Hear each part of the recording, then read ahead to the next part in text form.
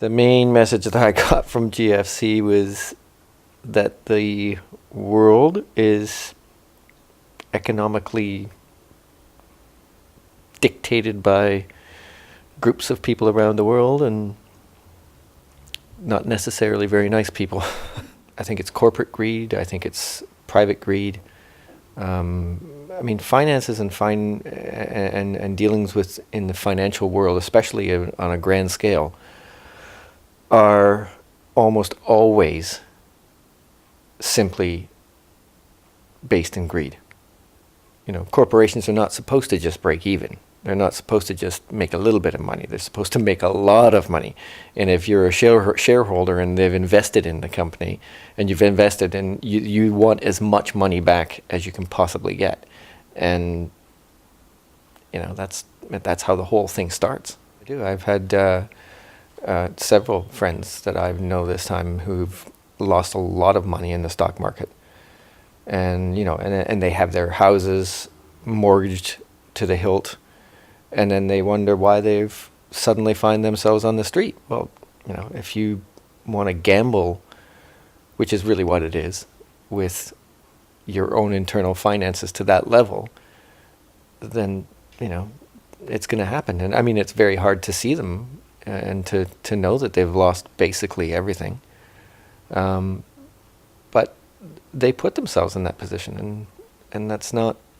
It's not enviable. I mean, I feel sorry for them, but they sort of knew what they were doing before they did it, and therefore are responsible for their own, you know, predicaments. It'll come again. It'll come and go, because people will become greedy and they will invest money and lose money, and corporations will grow and they will become greedy and then they'll lose money, and the more that we tie ourselves into as a group of people to that sort of that need for greed and that need for growth, it just will continue to happen again and again and again. I mean, not every year or anything like that, but certainly over, you know, short periods of time, 10 years, 15 years.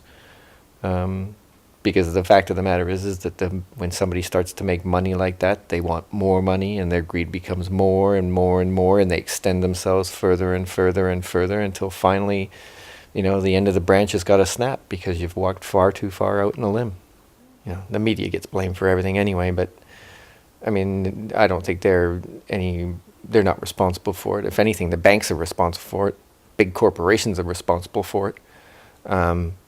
Media just probably helps perpetuate the whole thing because it's in your face. You know, you get to see the collapse of Enron, and you get to see people going to jail, you know, and sort of people live vicariously through that, going, oh, well, there they go, the bastards have finally gone to jail.